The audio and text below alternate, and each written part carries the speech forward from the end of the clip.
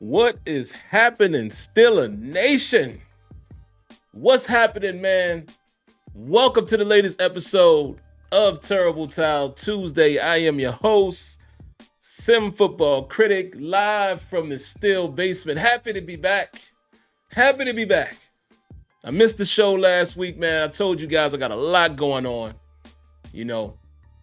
Got home late last Tuesday, and my son's AAU practice starts at 7 o'clock. And it was just, the night just got away from me. I couldn't produce a show last week, but I'm here with you guys tonight. And like I said, bear with me with the 9 p.m. Eastern time start. We will return back to 8 p.m. probably around mid-June, but bear with me for a while until we get there. But what's up, everybody, man? Happy to be here. Love seeing you guys, lovely, chatty faces, if you will. I can't see your face, but I can see your chats and your texts. But man, it's good to be back. Listen, I don't have a whole lot to talk about tonight. Y'all see the title, and that's where I'm going with it.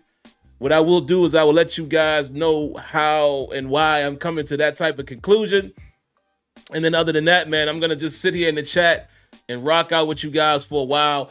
Once again, Blog Talk Radio is acting crazy. It's acting silly.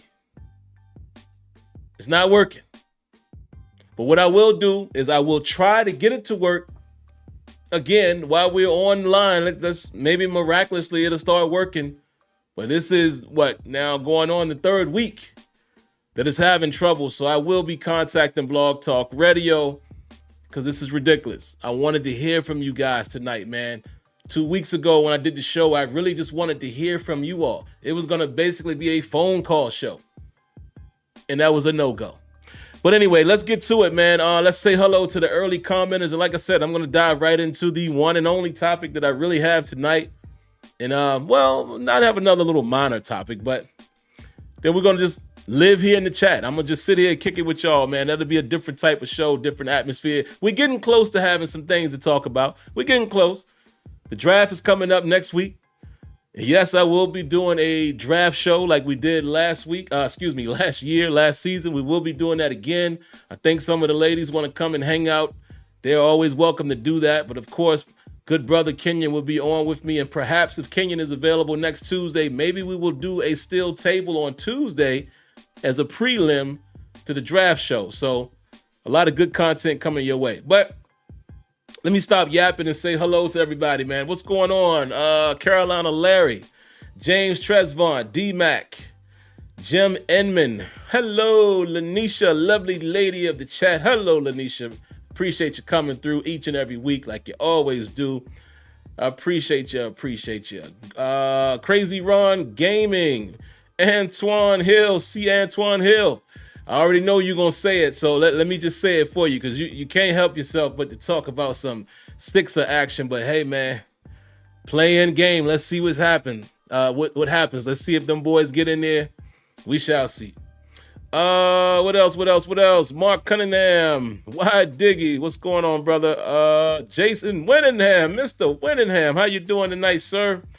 I'm really upset, man, that Blog Talk Radio is not working properly because I like to hear when you call in, especially. So it pains me every time the phone queue isn't working. Who else we got in here? Nobe 412, Dietrich Bundick, the infamous Tim, Jack Bauer, Steeler Cards, Sonny Rothmiller, Leonard Langley. What's going on there, Pop in the building? Who else? Good brother Kenyon in the building. Charlie Brown. Mr. Elman. That might be it. Malvo. What up, Malvo? And I think that's about it. So, all right, let's jump right into it, man. Let me see if there's any other little itty-bitty topics to cover. Don't really think so, man. One thing I will do is I will give you guys an update on the pre-draft visits so far. I think Steelers Depot pretty much has that entire list for the most part.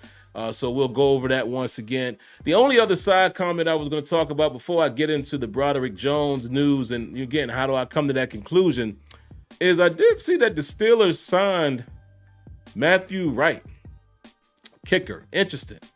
I don't think there's nothing to it. The Steelers typically go into camp with more than one kicker. So to me, I think it's probably just a OTA type of thing, camp body. I wouldn't read too much into it. I do believe that Matthew Wright, one of those years, was on our practice squad. He remained on the practice squad. I don't remember what season that was. I don't think it was last season, right? It might have been the season before that. But, nothing, nothing special. Let me make sure I didn't miss anything. Hold on, guys.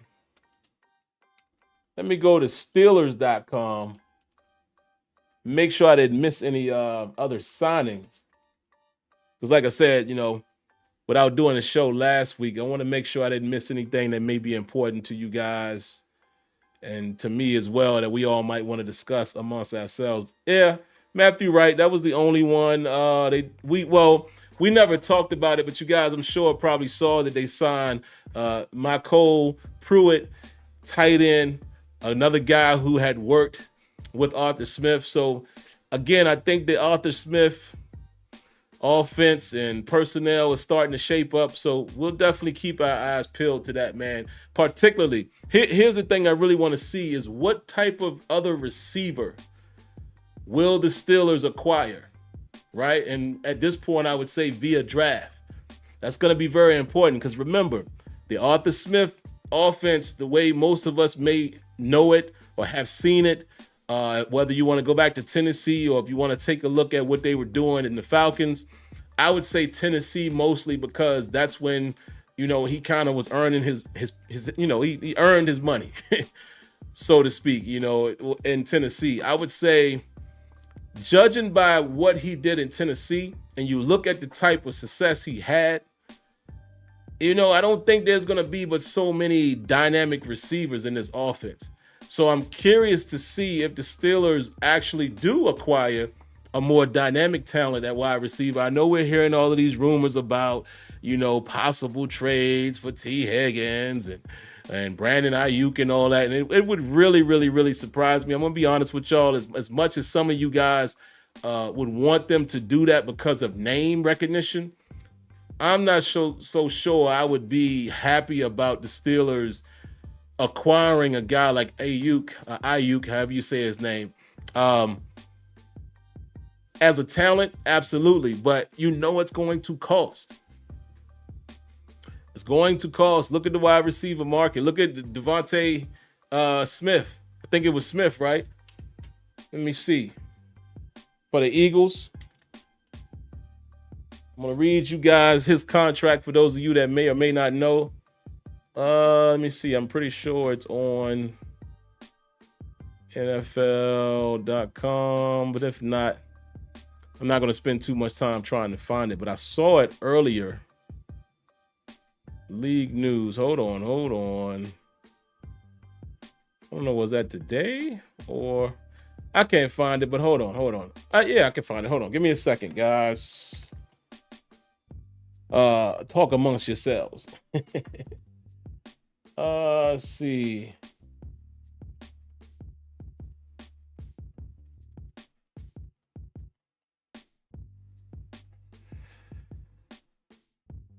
Let's see. What was his contract? 25-year-old kid. So that's probably pretty close to Brandon Ayuk. I think he's around that age. Where's the contract? It is $75 million contract extension with the Eagles. He is to get. It says terms were not necessarily disclosed yet, but it says that per Adam Schefter, the contract guarantees $51 million. $51 million. So that's kind of letting you know what the going rate is for these proven wide receivers. So again, without even looking it up, I would assume Brandon Ayuk is right around that age. Would you say that he's number one receiver? I don't know. Maybe not, because we haven't really seen him in that capacity. But I would say he's produced as well as Devontae Smith for the 49ers. He's been that type of guy for them. He's been that that second, second hand, so to speak. Like, he's been that for my man Deebo Samuel, the same way that Smith was kind of that to an A.J. Brown. You understand what I'm saying? So I would say that they probably performed, and I don't know stat for stat, but I would probably put Brandon Ayuk on that type of scale. Maybe if you want to say a little bit less in terms of money. But again, you kind of see where I'm going with this, right? The reason why he would even get traded is because of contract talks not happening and, him coming to any type of term with the 49ers. So I don't know from a monetary standpoint if I would want to go that route. As much as I like the player, I just don't know if I would want the Steelers to spend that type of money on a wide receiver and an offense that I don't think will be super dynamic where it needs. I don't know. I don't know, guys. I'm really stuck because I know George Pickens can be an animal. You definitely need more than one. Brandon Ayuk is a type of guy that blocks very well. So a guy like him might fit. If you have a 1-2 like that, a Pickens and an Ayuk that maybe neither one of these guys are, they might not be Deontay Johnson type of one, meaning that type of receiver. But if you got those two guys as your 1 and 2 in the offense that we think we're going to see, okay. But I don't know. I just don't know if I'd want them to spend that type of money, man, because it's going to cost a lot. It's going to cost a lot. A lot. So that's all I got on that, man. And I didn't even know I was going to go down that road. So sometimes you stumble across some topics. But outside of that, man,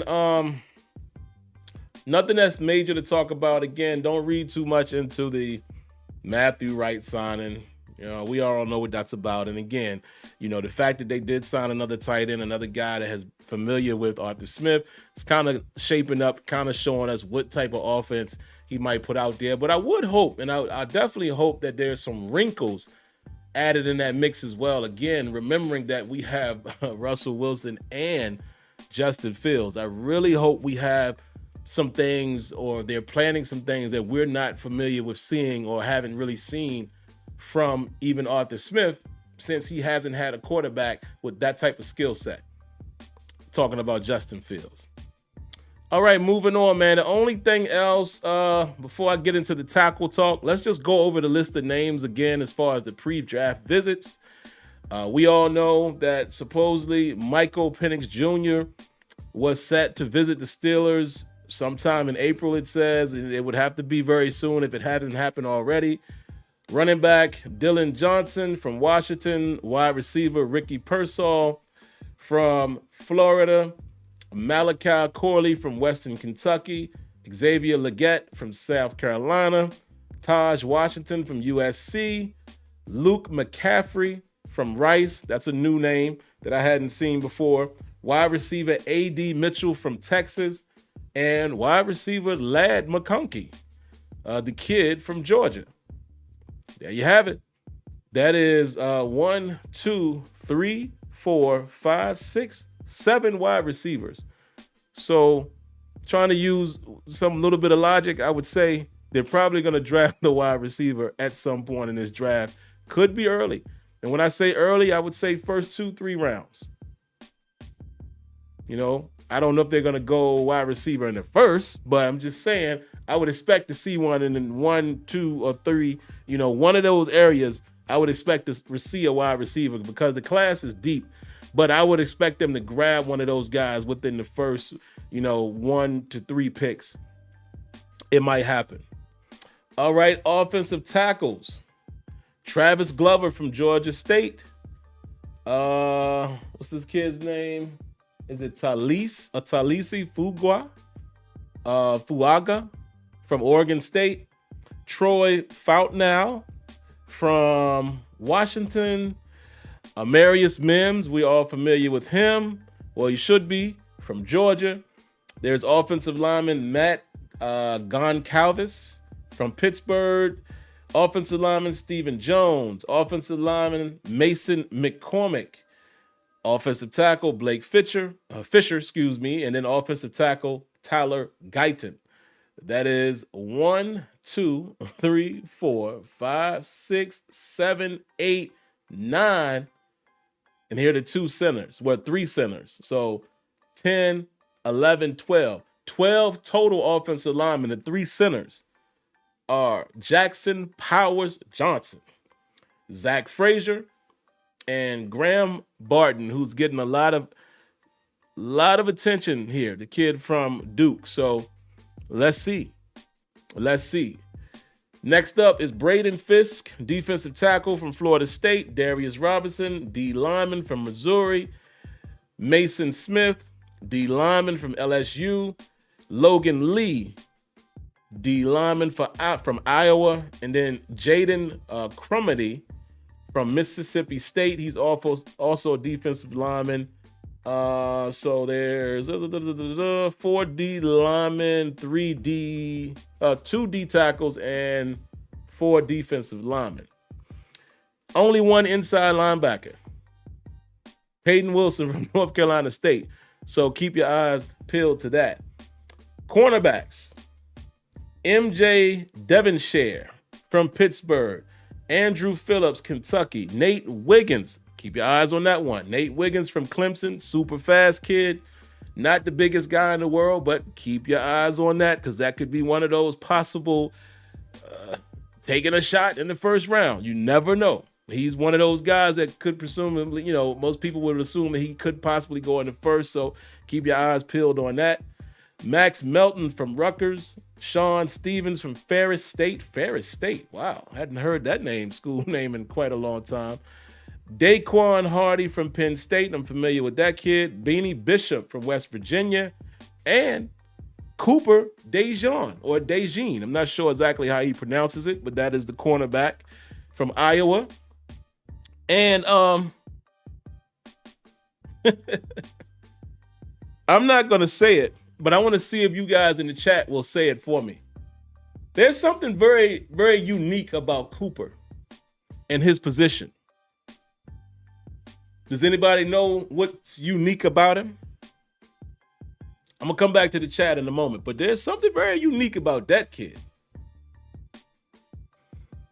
And also, again, we knew about the Alabama reported pro day dinners. 2 more cornerbacks in that mix, Terrion Arnold, Kool-Aid McKinstry, and then also there's Dallas Turner, another defensive lineman who they have classified as an edge. So those are the pre-draft visits. I would pay very close attention to that. Very, very close attention to that. All right? Because it is very possible that the Steelers are going to be drafting some of these guys, particularly in the 2nd, 3rd, 4th, and so forth, right? So keep a close eye on that. Why, Diggy? You have won the trophy, sir. Yes, that is what's very unique about Cooper. And I love it. Some of you guys that have been around for a little bit of time kind of reminds me of Jason Sehorn. It's something that you don't see that often at the cornerback position, so I love it. That kid is a baller. So I have my eyes peeled very closely on him because he's a baller. And like I said, he's rather unique for his position. The same way that Christian McCaffrey, rather unique for his position when he came out, which is the reason why I think some people kind of fronted on him. Love to see it, because I'm all about great ball players. That's what it comes down to me with football or any sport. It doesn't matter what descent you are. It doesn't matter what race you are, color of your skin. If you can ball, you can ball. But I always like to point that out because it's the obvious truth, right? The cornerback position, you typically don't see that at the cornerback position for whatever reason. So I'm happy to see Cooper doing his thing. Keep your eyes closely on this kid, because again, that's one of those guys. Him and Nate Wiggins are one of those guys, man. If they are sitting around at 20, you never know. You never know. So keep your eyes very close to that. Yeah, I know Kenya know about Jason Sehorn. Jason Sehorn was something else, man. He was something else. But all right, man. Let's get to my only lonely topic that I thought I had, and then I'll get to the chat. And again, before I open it up to you guys, I will try Blog Talk Radio one more time in real time so you guys can see the fiasco that's happening with the phone system. But anyway, let's talk about my question. My question in the title. Are the Steelers planning to move Broderick Jones to the left side? The reason I asked that question is quite a few tackles that they're paying attention to. Again, let me read you the names. There's Travis Glover. There's Talise Fuaga. Hopefully I'm saying his name correctly. There's Amarius Mims. That is the one to pay close attention to. There is Blake Fisher. And there's Tyler Guyton. Now, the reason why I'm paying close attention to these tackles, because I think if the Pittsburgh Steelers are to draft offensive linemen, I think where they're going to go first and foremost is either center or tackle, or both. Would not shock me at all if the Steelers somehow ended up getting an offensive lineman in 2 consecutive picks. Whether that be center tackle or tackle center or what have you, or at least in the first 3.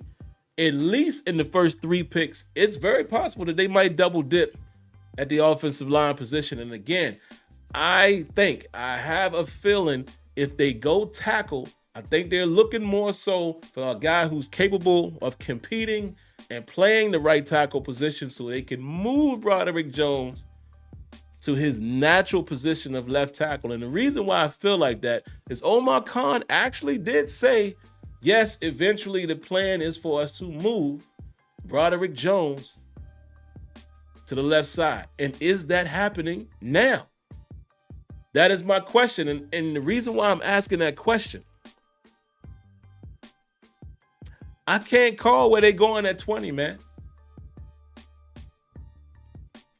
Because what is unique about this particular offseason that I didn't realize until I heard the good guys at Steelers Depot say this? Steelers didn't go to many pro days as far as Mike Tomlin and Omar Khan. And why is that important? Well, if you guys have been paying attention the same way I've been paying attention to the Steelers, we don't need Steelers Depot or any other outlet to tell us something that you should have noticed yourselves. The first round pick typically comes from a person who was at a pro day where both Mike Tomlin and or the GM or one of them were at the pro day. In fact, they said that the last time that the Steelers drafted a guy in the first round where Mike Tomlin, and at that time, neither Mike Tomlin or Kevin Colbert were at the pro day, was Ziggy Hood. That was the last time it happened. So traditionally, first round pick comes from a kid that was at a pro day that both Mike Tomlin and the GM or one of the other attended. So with that being said, that's the reason why I'm looking more so at possibly tackle than I'm looking at anything else. Because if you look at the schools that they attended, you got to look at Mims as one of those guys. Georgia or Clemson. That's why I said keep an eye on Nate Wiggins. What they didn't do is they didn't attend a pro day for one of the centers. So that is interesting. So I'm very curious to know if the Steelers are going to continue with their traditional ways, or will we perhaps see a change? I'm open to the change. In fact, I'm rather open to non-routine, which is something that Omar Khan has taught me. That yes, he will go off script, like most of us have wanted the Steelers to do for years. Omar Khan is not afraid to go left when everybody else is going right. Throw a curveball, and I love it. Because one thing I hate about what we had to witness as Steeler fans is kind of having the mentality of, well, you know what they're going to do. And it's funny because Omar Khan is starting to knock down some of those things. Like, he's getting them out of here, knocking out these preconceived notions. He's starting to pick at them. It's not as simple anymore. And you'll hear myself, and you'll hear Kenyon, and you'll hear a good amount of you guys in the chat will say, well, the Steeler way. Yeah, some things do still seem to be the Steeler way, but there's also a lot of things that is going away from the Steeler way. And it kind of started, and I'm just talking about this era. It kind of started, I want to say, with the trade for Minkah Fitzpatrick. Or was it Devin Bush? Help me out, chat. I can't remember which one was first. Was the draft where we moved up for Devin Bush before the Minkah trade, or was the Minkah trade first? Whichever one of those were first, I think that kind of started the new era of the Steelers doing some different things, even though that wasn't Omar Khan. But we started to see, okay, maybe it's a change in philosophy. Minkah trade was first. Oh, okay, somebody says Bush was first. So Kenya says Minkah was first. Mr. Whittingham says Bush. Diggy says Bush. So, okay. Difference of opinion there with what you guys remembering. And I can't remember it either. So let's just say whichever one of those were first. That, to me, was kind of the start of the semi-new era in the Steelers. If you look at everything that transpired since then, the free agents that started to be signed. And Kevin Colbert was kind of doing it, but hesitating. He was sticking his hand in the fire a little bit and pulling it back. Sticking his hand. It's almost like he was sticking his hand in hot wax, right? Because hot wax is only hot for about a second or two. After that, it cools right off. But most people are afraid to touch it because they know it's hot. As soon as they feel it. But if they just wait another half second, they'll go, oh, it's not too bad. That was Kevin Colbert. Kevin Colbert wouldn't keep his hand all the way in that hot wax. He was afraid. That hurt. He was afraid. But Omar Khan, take his shirt off and dive right into a pool of hot wax. You know what I mean? He like, I'm good. It's only going to be for a sec. He ain't afraid. So Kevin Colbert may have been starting to bend a little bit because he know his days were coming. But Omar Khan coming in there like Biggie. Kick in the dough, wave in the fo-fo. He like, what up with it? And I love it. So this could be the year that the Steelers actually do something unconventional and they mess around and draft one of those centers or another position that they were not at the pro day in the first round. Very possible. Very possible.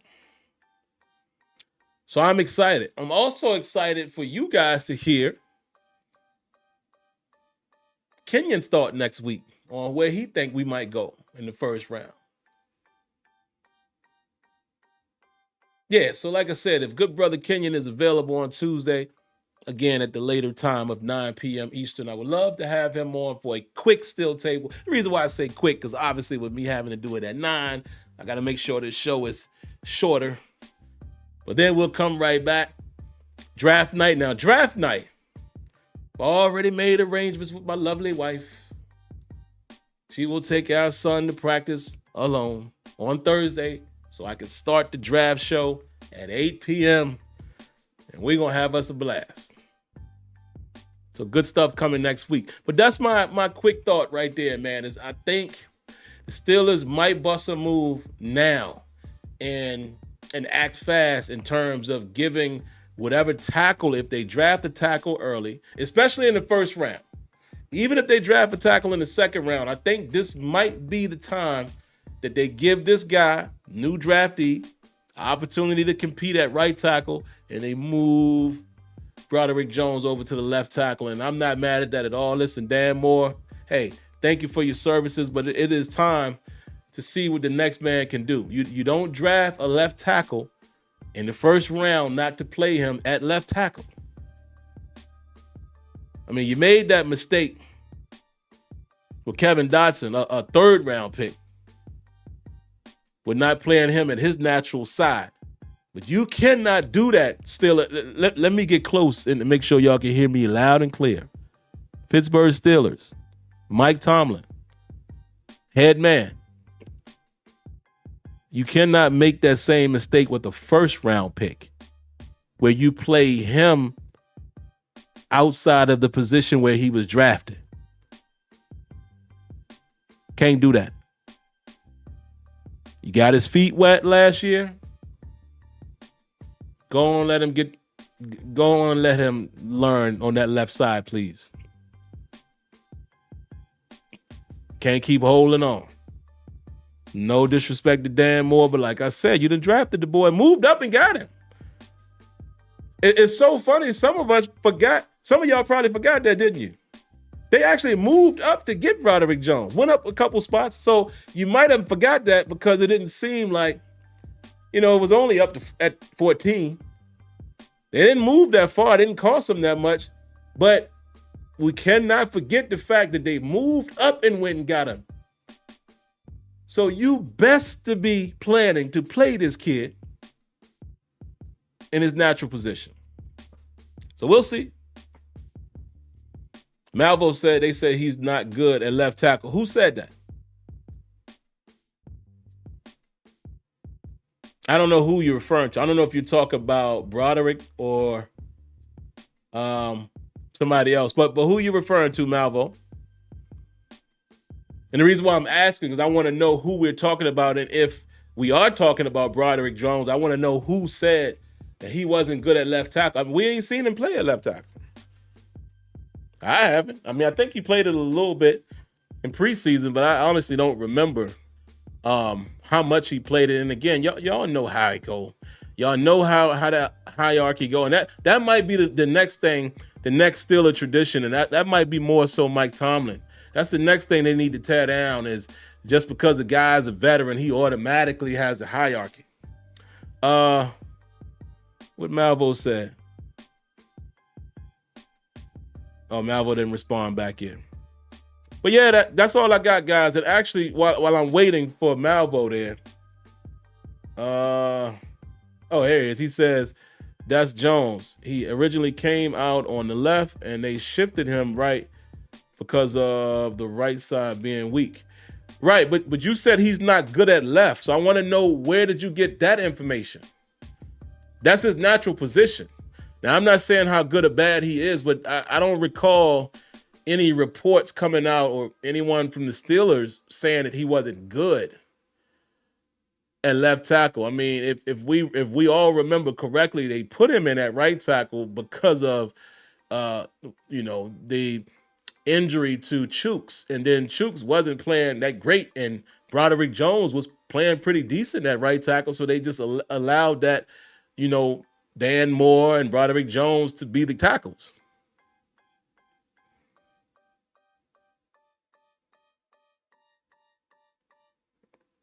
Yeah, that is true as well. We've never seen Dan Moore at right tackle. So what Kenyon was saying is more likely. Okay. But yeah, it wasn't questioning you or anything, Malvo. I was just like legitimately curious where you had heard that. But all right, guys, I'm going to try Blog Talk really quick. I'm going to allow you guys to hear what it does when it tries to connect. And actually, I'm strategically doing this because I may just send this clip right to Blog Talk Radio. Because sometimes when you send an email or something, they don't want to just take your word for it. You know what I mean? Like, oh, well, are you really having trouble or no? So you know what? It's going to be live on air.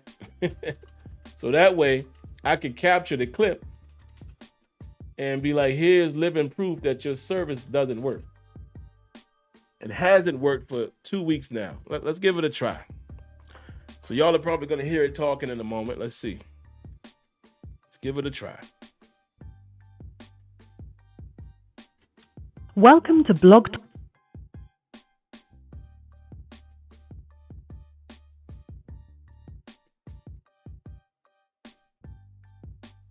To start your show now, press 1.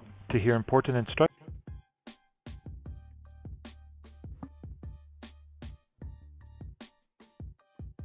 Let's see. It's not going to work. Watch. It's going to give me an error. We are sorry, but we are experiencing a problem with our system. Please try your call again later or report a problem through the Blog Talk Radio webpage. To start your show now, press... See that? That's what it's doing. So that's what I will be sending to Blog Talk Radio. So I apologize, folks, that it's not working. I really want to talk to you guys, man. But hey, let's chit chat and wrap it up here in the chat for a little while. What y'all got? What y'all got? What y'all got?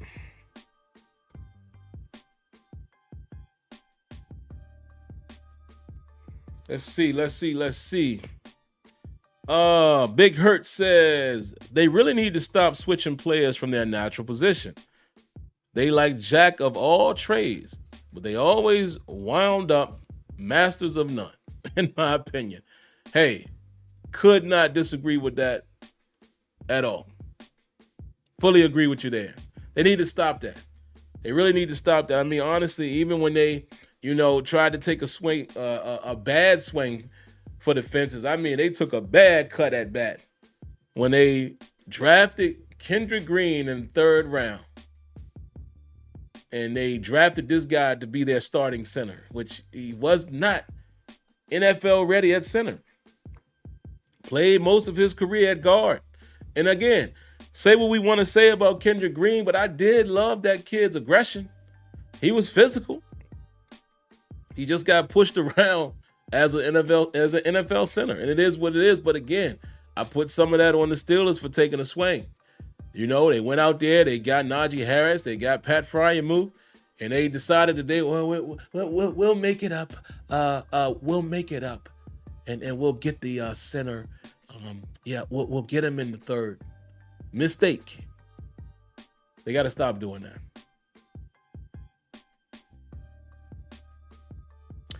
Yeah, Antoine, I could try Zoom, but again, the reason why I don't want to do Zoom, man, is because some Zoom requires, if I'm not mistaken, it requires people to have an account, I think.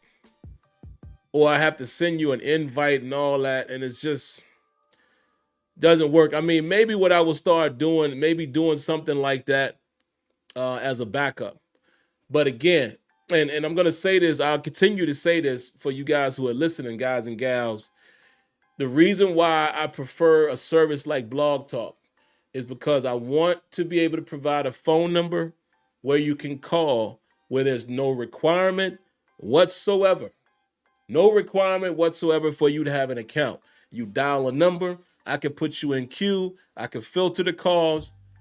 That is the type of service that I prefer. Blog Talk really seems to be one of the only ones. And that kind of works like that. If you guys know of any other service that works like that, again, no required account, a straight up phone number that you can call, a Q studio where I can cue you, mute you, things like that. That's what I would be looking for outside of Blog Talk Radio. If any of you all are familiar with another service like that, I'd be willing to give it a try.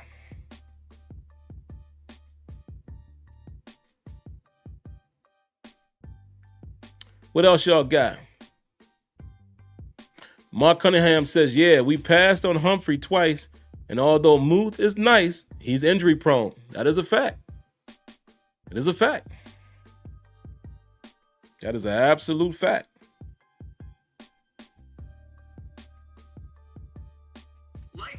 Oh, sorry about that, guys. We absolutely passed on Creed Humphrey.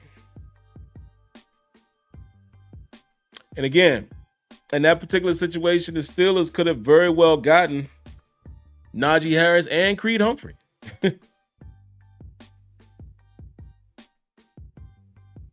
They could very well have done that, and they didn't. So, yeah, I don't know, man. I don't know. What else y'all got? Give me a few more. Give me a few more, man. Steeler Card says, Russ and JF love to hold the ball. More emphasis to continue to build on the offensive line. That's a fact. Both of them were sacked right much. If I'm not mistaken, I think I heard a stat that the two of them were sacked the most in the NFL last season. That's crazy.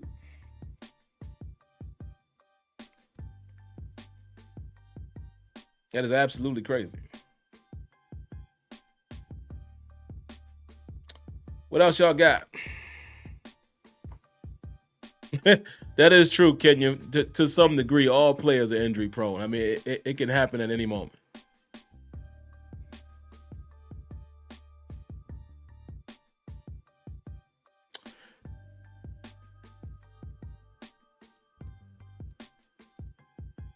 Oh, okay. I see Malvo's comment. He says, yeah, I get you, but yeah, I've been watching all the DK Sports and all Steelers talk, stuff like that. Yeah, nothing wrong with that, man. And you know, it's what I always say, even with me, even with you guys watching me, I encourage everyone, man, to see for themselves and have their own opinion.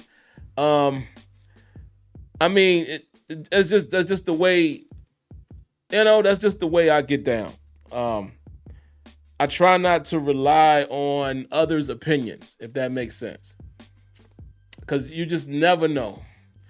You just never know, where these guys are getting their information from, what type of motive some of these guys may have. You understand what I'm saying? So that's why I kind of just, go with my own eyes. I do respect former players, so a lot of times I would listen to what some of these guys have to say, but other than that, I try not to get caught up in some of these other podcasts and stuff like that, because it's opinions for the most part. Even mine. Like I said, I don't want anybody to blindly listen to what I say. Gather your own opinion. Like, trust and believe. You always want to have your own opinion. What else y'all got? Give me a few more before I get out of here.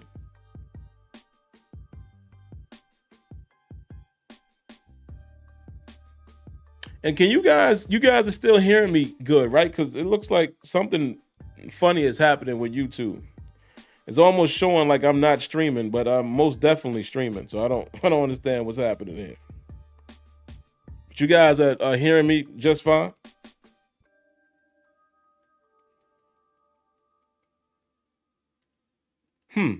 It's very strange. YouTube goes through that sometimes. It's literally telling me there's nobody watching the stream. And I know y'all are here because I see y'all commenting. What else y'all got? I'll spend a few more moments. Kenya says Barton's versatility is a great trait to have, especially for the Steelers. Yeah, been hearing about that kid, man. I'm hearing he's kind of flying up some of the draft boards. So, and listen, like I said before, man, and I guess I'll end it on this note. I would be pleased, man, if the Steelers do something unconventional and draft a player that the head man and the GM was not present at the pro day. They just have seen enough. Them, as well as scouts, have seen enough tape to say, I want that guy. And hey, how about sometimes send a smoke signal? How about don't make it so obvious sometimes? But then again, it works for the Steelers sometimes. Sometimes the Steelers can just sit just like this. And the player that they want falls right into their hands. That's the funny thing. If you watch the Steelers the last several years, they basically tell you exactly what they're doing. And the player falls right to them.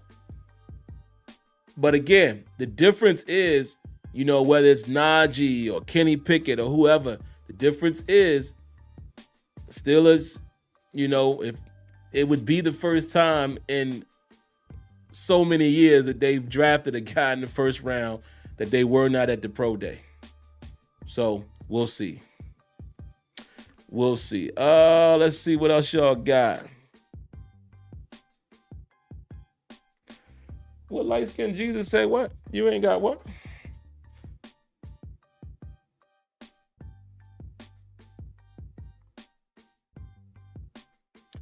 Kenya says, better watch some tape on Barton, all right?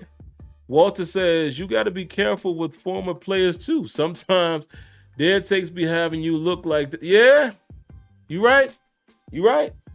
So again, Walter's 100% right, man. Backing up what I said beforehand.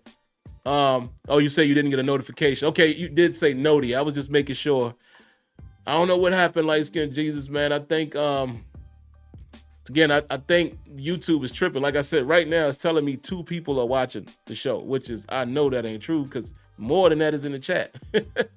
So I think it's just tripping right now. But yeah, that's why I always say, man, trust your own eyes. Listen, you can listen to experts as far as players and kind of see if your analysis matches up. But I just trust my own eyes. I don't claim to be an NFL scout or NFL player, none of that. I will claim that I know a little football. So I could look at a player and recognize the things that I like this, I like that.